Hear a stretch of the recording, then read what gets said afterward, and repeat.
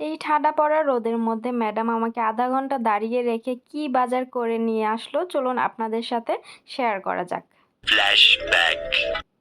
So hello everyone, আসসালামু আলাইকুম। কেমন আছো সবাই? আশা করছি সবাই ভালো আছো। আলহামদুলিল্লাহ আমিও ভালো আছি। চলে আসলাম তোমাদের মাঝে নতুন আরেকটি ব্লগের মাধ্যমে। ব্লগটি ভালো লাগলে লাইক কমেন্ট শেয়ার করবে আর চ্যানেলটি সাবস্ক্রাইব করবে। তো আমার ম্যাডাম আমাকে হোয়াটসঅ্যাপে মেসেজ দিয়ে বলল সে বাজার করে নিয়ে আসতেছে, আমাকে একটু গেটের সামনে দাঁড়াতে। আমি আবার মেন গেট তালা মেরে রাখি, তো ওনারা সবাই চলে গেলে, কারণ ফয়সালের জন্য। তো আমি দাঁড়ায় আছি, এখন আমার ম্যাডামের কোনো খবর নাই। আধা ঘন্টা হয়ে গেছে, কোনো খবর নাই। তারপরে আমি কি করব, একটা পর্যায়ে আমি মানে সিঁড়ির উপরে গিয়ে বসলাম। তো বসার পাক্কা আধা ঘন্টা পরে আমার ম্যাডাম আসছে। আমার মেজাজটা যে এত গরম হয়েছিল যে এই রোদের মধ্যে আমি এতক্ষণ ধরে এখানে অপেক্ষা করতেছি, তো এখনো আসে না। তারপর অবশেষে আধা ঘন্টা পর যখন ম্যাডাম আসলো, আসার পরে এই বাজারগুলো আমাকে দিয়ে সে আবার তার ডিউটিতে চলে গেছে। তো এখানে ছিল কয়েক রকমের চিপস, তারপরে যে সামন রুটি, আর এখানে ছিল একটা বাঙ্গি, তারপরে সালাদের জন্য খাস পাতা, পাতাকপি, এগুলো ছিল। তো ম্যাডাম মূলত আর স্কুলে জব করে, তো স্কুলে এই সময় হচ্ছে টিফিনের সময় দেয়, তো এই সময় এই জন্য ম্যাডাম মাঝে মাঝে আসে বাজার করে, আর বিকেলবেলা কোথাও যেতে পারে না, কারণ বাচ্চাদের নিয়ে পড়াশোনায় ব্যস্ত থাকে, আর ওরা পড়াশোনা করে, তখন ম্যাডাম বিকেলবেলা কোথাও যায় না। এই জন্য সকালবেলা বাজারগুলো আমাকে দিয়ে গেল। তারপরে এই যে আমি বাজারগুলা রান্নাঘরে রেখে মানে নিয়ে যাচ্ছিলাম, ভাবছিলাম ফয়সালকে বলবো যে একটু নিয়ে যাইতে, পরে আবার বললাম না, কারণ ওরে বলা যে কথা, না বলা সে একই কথা। তো ওইখানে ম্যাডাম বাজার টাজার দিয়ে যাওয়ার পরে আমি এই যে আমার ঘরের কাজ কাম শুরু করতেছিলাম। এটা হচ্ছে সকালে ছিল।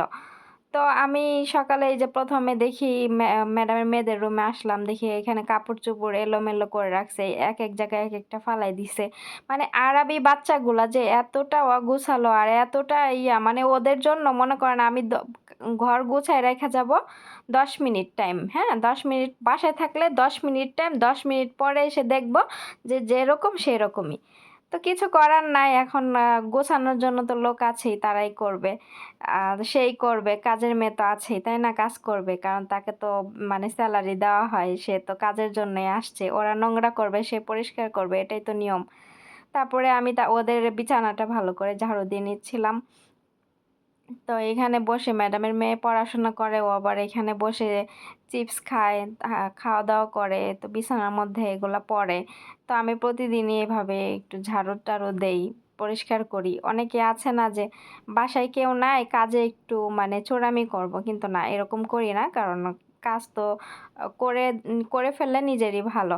তো ওইখানে ওই রুমটা গুছানো শেষ করে আমি চলে আসলাম এই রান্নাঘরে এই যে আমার ম্যাডাম 3টা ফ্লাক্সে চা নিয়েছিল গতকাল, তো এই চার ফ্লাক্সগুলো আমি ধুইয়া রাখছিলাম, এখন শুকায় গেছে ভিতরে।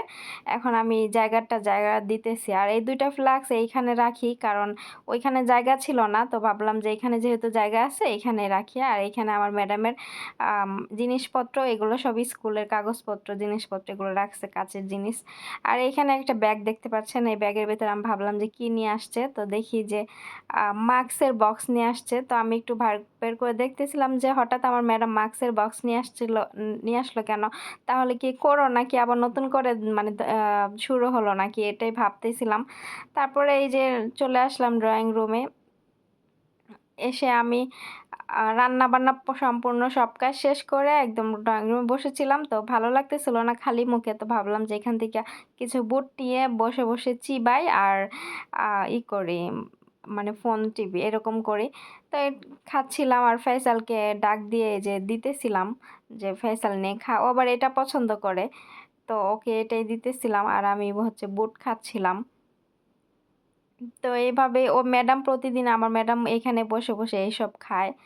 তো আসলে এইসব সব সময় বসে বসে চিবাইতে কেমন লাগে আমি জানি না, ওরা এখানে বসে খায়।